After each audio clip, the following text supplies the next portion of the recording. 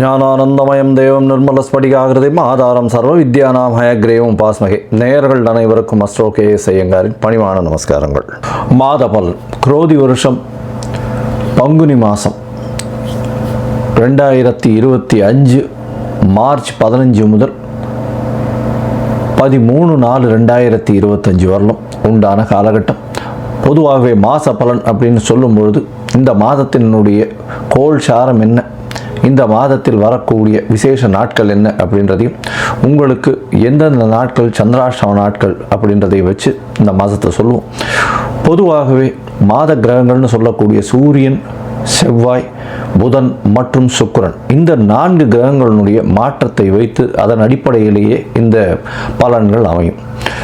இந்த மாதத்தில் பார்த்தடையானால் கோள்சாரத்தின் பிரகாரம், அதாவது சூரியனை தொட்டு வரக்கூடிய மாதத்தை சௌரமான மாதம்னு சொல்லக்கூடியதை நம்ம ஃபாலோ பண்ணுறோம். ஆந்திரா, கர்நாடகா இந்த மாதிரியான ஸ்டேட், அதாவது மாநிலங்கள்லாம் பார்த்திங்கன்னா அவங்க சந்திரமான மாதங்கள் அப்படின்னு சொல்லக்கூடியதை ஃபாலோ பண்ணுறாங்க. சந்திரமான மாதம் அப்படின்னு சொல்லக்கூடியது பௌர்ணமிக்கு அடுத்த நாளோ அமாவாசைக்கு அடுத்த நாளோ வரக்கூடிய பிரதமையை எடுத்து மாதத்தின் முதல் நாளாக கொண்டு செய்யக்கூடியது. நம்ம சூரியன் ஒரு ராசியிலிருந்து அடுத்த ராசிக்கு போகக்கூடிய விஷயத்தை வச்சு தான் நம்ம மாதத்தை சொல்கிறோம், மாதம் பிறக்கிறத சொல்கிறோம். இப்போ பங்குனி மாதம் அப்படின்னு சொல்லும்போது கடைசி மாதம் இந்த குரோதி வருஷத்தில். இந்த மாதத்தினுடைய கோள்சாரம் என்னன்னு பார்ப்போம். இந்த மாதத்தில் காலபுருஷ தத்துவத்தின் 2வது வீடுன்னு சொல்லக்கூடிய ரிஷபத்தில் குரு, மிதுனத்தில் செவ்வாய், கன்னியில் கேது, அதை தவிர பார்த்தடையானால் கும்பத்தில் சனி, மீனத்தில் ராகு, சுக்கிரன், புதன் மற்றும் சூரியன், 4 கிரகங்கள். இந்த மாதத்தில் வரக்கூடிய மாற்றங்கள் அப்படின்னு பார்க்கும்பொழுது, புதன் அதாவது 18ஆம் தேதி 18/3/2025 அன்றைக்கே வக்கரகதியில் கும்பத்துக்கு வந்துடுறார். இந்த மாதத்தில் செவ்வாய் 7/4/2025, அதாவது பங்குனி மாத கடைசியில் செவ்வாய் மிதுனத்திலிருந்து கடகத்துக்கு போகிறார். ஒரு வாரம் தான் இருக்கும். ஒரு செவ்வாய் போனதுக்கப்புறம் ஒரு வாரத்தில் மாதம் மாறிடுறது. புதன் இந்த மாதத்தினுடைய கடைசி, அதாவது 10/4/2025 அன்னைக்கு அவர் மீனத்துக்கு போயிடுறார். ஸோ இந்த மாதத்தில் மாற்றங்கள் அப்படின்னு சொல்லக்கூடியது அப்படின்னு பார்த்தோம்னா இந்த சில விஷயங்கள் தான். இந்த மாதத்தில் இருக்கக்கூடிய யோகங்கள்னு பார்த்தலையானால் குருவும் சுக்கிரனும் பரிவர்த்தனை பெற்று இருப்பது பெரிய ஏற்றம். அது தவிர புதன் ஆரம்பத்திலையும் சரி கடைசிலையும் சரி நீச்சமாய் போனாலும் நீச்ச பங்கம் அடைகிறது பெரிய விசேஷம். சனியும் ஆட்சி பெற்று இருக்கார் கும்பத்தில். இதனால் இந்த மாதத்தினுடைய பலன்கள் இதனுடைய பொறுத்து வருட கிரகங்களாக இருந்தாலும் மாத கிரகங்களுடைய விசேஷத்தை பொறுத்தே நல்ல ஒரு ஏற்றத்தை கொடுக்கும். சரி, இந்த மாதத்தில் வரக்கூடிய விசேஷ நாள் அப்படின்னு சொல்லக்கூடியது இந்த மாதத்தில் வரக்கூடிய பங்குனி அமாவாசை. பங்குனி அமாவாசைன்னு சொல்கிறது 29/3/2025 அன்னைக்கு சூரியனும் சந்திரனும் ஒரே பாகையில் ஒரே ராசியில் இருக்கும் பொழுது வரக்கூடியது பங்குனி அதாவது அமாவாசைன்னு சொல்கிறோம். 0 டிகிரி சூரியனும் சந்திரனும் இருக்கக்கூடிய காலகட்டம்.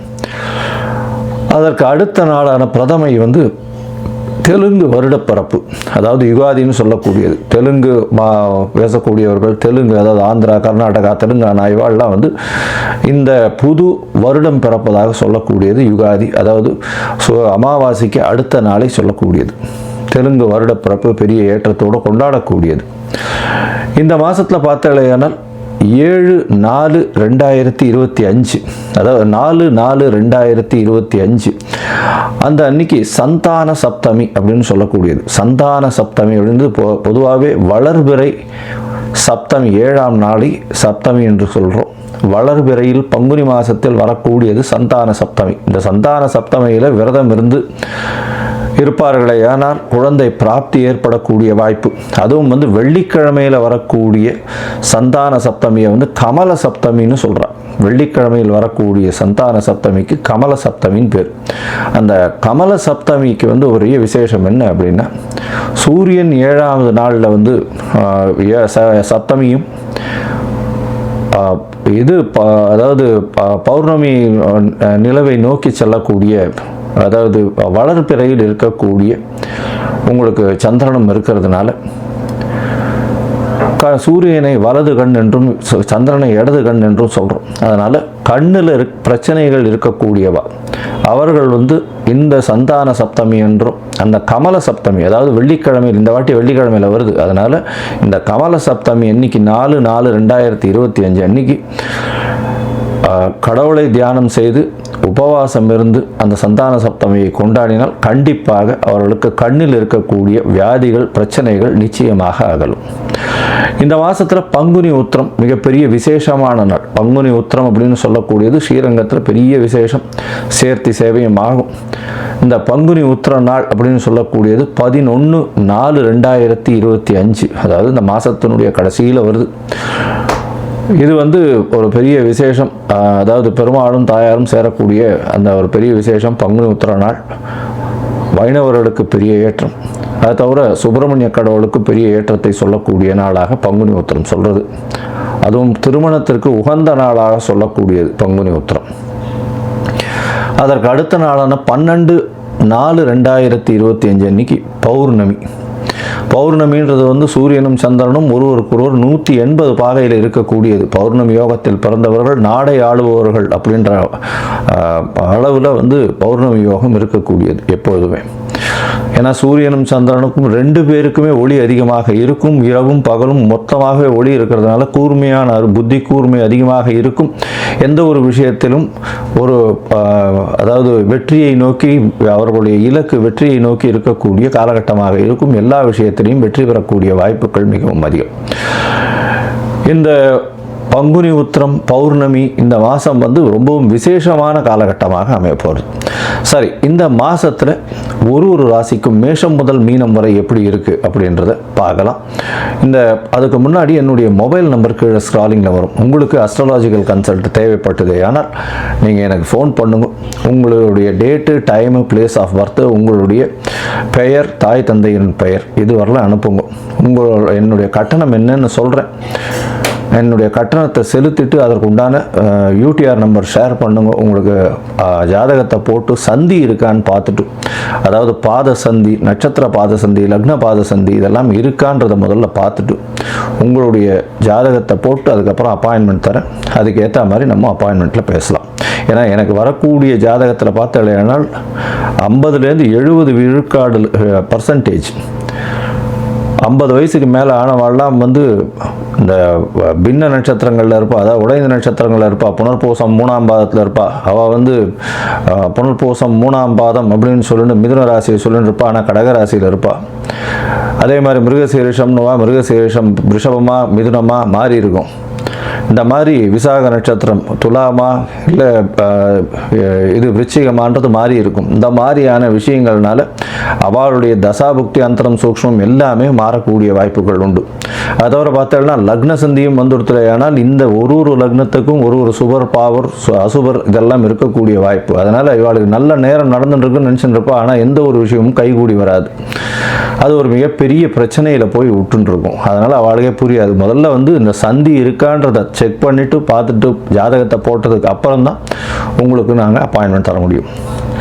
சரி, இப்போது பங்குனி மாதம் குரோதி வருஷம் மேஷம் முதல் மீனம் வரை 15/3/2025 முதல் 13/4/2025 வரை உண்டான காலகட்டத்தில் எப்படி இருக்குன்றதை ஒன்றொன்னா வருஷப்படுத்தி பார்க்கலாம். மகரம், உத்திராடம், திருவோணம், அவிட்டம் இந்த 3 நட்சத்திரம் 9 பாதங்களை கொண்ட ராசி. ராசியின் அதிபதினு சொல்லக்கூடியவர் சனி. சனி உங்களுடைய ராசிக்கு 2ஆம் இடத்துல இருக்கார். 7 சனி நடக்கிறது, பாத சனியில் இருக்கு. இந்த மாதம் பார்த்தோம்னா பங்குனி மாதம், அதாவது 15/3/2025 13/4/2025 வரலும் உண்டான காலகட்டத்தை இந்த மாத பலனை சொல்கிறோம். பொதுவாகவே மாத பலன் அப்படின்னு சொல்லக்கூடியது சூரியன், செவ்வாய், புதன் மற்றும் சுக்கிரன் இந்த 4 கிரகங்கள் உங்களுடைய ராசிக்கு எப்படி இருக்குது அப்படின்ற கோல்சாரத்தை வச்சு சொல்கிறோம். இந்த மாதம் பார்த்தலையானால் உங்களுடைய ராசிக்கு 5ஆம் இடத்துல குரு பகவான் பெரிய ஏற்றம், வக்கர நிவர்த்தியம் அடைஞ்சு நல்ல ஒரு ஏற்றத்தை கொடுக்கக்கூடிய காலகட்டம். உங்களுடைய ராசியை பார்க்கறதுனால உடல் நலத்தில் நல்ல ஒரு ஏற்றம் இருக்கக்கூடிய காலகட்டமாக இருக்கும். அது தவிர பார்த்தீங்கன்னா சுக்கிரன் உங்களுடைய ராசிக்கு 5ஆம் அதிபதினு சொல்லக்கூடியவர், 5 10 அதிபதி. பொதுவாகவே இந்த மகர ராசிக்காரர்களுக்கு மிகப்பெரிய யோகாதிபதினு சொல்லக்கூடியவர் சுக்கிரன் 3ஆம் இடத்துல உச்சம் பெற்று போயிருக்கார். எழுத்து பணியில் இருக்கிறவங்க, அது தவிர எல்லா விதமான கலைத்துறையில் இருக்கிறவங்க, அரசியல் சம்பந்தமாக, அது தவிர இந்த கோர்ட்டு ஜஸ்டிஸு, அது தவிர யூனிஃபார்ம் சர்வீசஸில் இருக்கிறவங்க, இரும்பு சம்பந்தமாக, எண்ணெய் சம்பந்தமாக வியாபாரம் செய்கிறவங்க நல்ல ஒரு ஏற்றம் கிடைக்கும். அது தவிர இந்த 2 வீலர் 4 வீலர் விற்கிறவங்க அவங்களுக்கெல்லாம் பெரிய மாற்றங்கள் கிடைக்கக்கூடிய காலகட்டமாக இருக்கும். சுக்கிரன் 3ஆம் இடத்துல பரிவர்த்தனை யோகத்தில் இருக்கிறது பெரிய விசேஷம். ஆட்சி பெற்று இருக்கிறதுக்கு சமம். 5ஆம் இடத்துல 5ஆம் அதிபதி ஆட்சி பெற்றதுனால கண்டிப்பாக குழந்தை பிராப்தி ஏற்படக்கூடிய பாக்கியம் நிச்சயமாக உண்டு. உங்களுடைய ராசிக்கு 5ஆம் இடத்தின் அதிபதி 5ஆம் இடத்தில் ஆட்சி பெற்று போயிருக்கார் பரிவர்த்தனையில். அதனால் குழந்தை பிராப்தி ஏற்படும். குழந்தைகள் மூலியமாக பெருமைகள் வரக்கூடிய வாய்ப்பு, உங்களுடைய புதிய பதவி புகழ் அந்தஸ்து கௌரவம்லாம் வரக்கூடிய வாய்ப்புகள் உண்டு. முயற்சிகள் எல்லாமே கைகூடும். அதை தவிர பார்த்தலையானால் 3ஆம் அதிபதியும் 3ஆம் இடத்துல பரிவர்த்தனையில் ஆட்சி பெற்று இருக்கிறதுனால முயற்சிகள் எல்லாமே கைகூடக்கூடிய காலகட்டம். 8ஆம் அதிபதி 3ஆம் இடத்துல இருக்கார். வெளிநாட்டுக்கு போகணும்னு நினச்சிட்டு இருக்கிறவர்களுக்கு திடீர் ராஜயோகம் வரும். கவலைப்பட தேவையில்லை. திடீர் ராஜயோகத்தில் மாற்று, அதாவது வெளிநாட்டுக்கு போய் இருக்க வேண்டிய காலகட்டம் வரும். உங்களுடைய ராசிக்கு பார்த்தீங்கன்னா 4ஆம் அதிபதி 6ஆம் இடத்துல இருக்கிறது வேலையில் ஒரு மாற்றத்தை ஏற்படுத்தும். வேலையில் ஒரு மாற்றத்தை ஏற்படுத்தும். டிரான்ஸ்ஃபர் வரக்கூடிய வாய்ப்பு, புதுசாக இந்த அரசாங்கம் அரசியல் இந்த மாதிரியான விஷயங்களில் இருக்கிறவர்களுக்கு டிரான்ஸ்ஃபர்ஸ் வரக்கூடிய வாய்ப்புகள் மிகவும் அதிகமாக இருக்கும். இந்த மாதத்தில் பார்த்தீங்கன்னா உங்களுடைய ராசிக்கு 6ஆம் அதிபதியும் 9ஆம் அதிபதியுமான புதனும் 3ஆம் இடத்துல நீச்சப்பட்டு போயிருக்கார். 3ஆம் இடத்துல நீச்சப்பட்டு போயிருந்தால் தந்தையின் உடல்நிலையில் சற்று பின்னடைவு இருக்கக்கூடிய காலகட்டம். அது தவிர பார்த்தீங்கன்னா வெளிநாடு போகணும்னு நினச்சிட்டு இருக்கவா, போட்டித் தேர்வில் இருக்கிறவர்களுக்கெல்லாம் நல்ல ஒரு யோகம் உண்டு. ஆனால் தந்தையின் உடல்நிலையில் பின்னடைவு ஏற்படும். முயற்சிகள் எல்லாமே வெற்றி பெறக்கூடிய வாய்ப்புகள் நிச்சயமாக இருக்கும். இந்த மாதத்தில் உங்களுடைய ராசிக்கு 11ஆம் இடத்தை குரு பார்க்கறது பெரிய ஏற்றத்தை கொடுக்கக்கூடிய காலகட்டமாக அமையிறது. 9ஆம் இடத்துல கேது பகவான் இருக்கிறதுனால தந்தையின் உடல்நலத்தில் ரொம்ப ஜாகிரதையாக இருக்கும். அது தவிர இந்த லக்கு ஃபேவர் பண்ணும், அதாவது லாட்ரி அடிக்கும், இந்த மாதிரியான விஷயங்கள்லாம் அதிகமாக ஈடுபடாதீங்க. பொறுமையாக இருக்கிறது ரொம்பவும் நல்லது. உங்களுடைய முயற்சிகள் நல்லபடியாகவே இருக்கும். அதுவும் ராகு 3ஆம் இடத்துல இருக்கிறதுனால புதிய முயற்சிகள்லாம் நிறைய கொடுப்பார். அதன் மூலியமாக மயங்கிடவும் கூடாது. ரொம்ப ஜாகிரதையாக ஹேண்டில் பண்ணுறது ரொம்பவும் நல்லது.